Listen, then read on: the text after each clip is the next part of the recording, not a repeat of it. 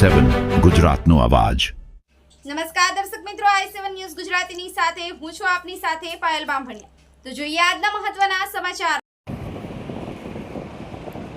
ફતેપુરામાં ભાજપના જ પક્ષમાં ચૂંટાયેલા સભ્યોના સહકારથી તાલુકા પંચાયત પ્રમુખશ્રી સાથે તાલુકા પંચાયત ભાજપે કબજે કરતા આંતરિક વાદ વિવાદ સર્જાતા ભાજપમાં ભડકો જોવા મળ્યો। મળતી માહિતી મુજબ ફતેપુરા તાલુકામાં સ્થાનિક સ્વરાજ્યની ચૂંટણીમાં ભાજપની 7, કોંગ્રેસની 4, આપને 5 અને અપક્ષની 2 સીટો મળતા કોઈ પક્ષને સ્પષ્ટ બહુમતી મળી ન હતી।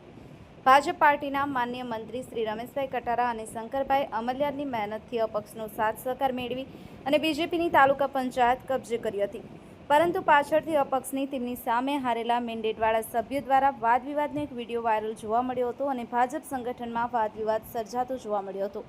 Bureau chief Kadubhai Damor, i7 News Gujarati, Dahod.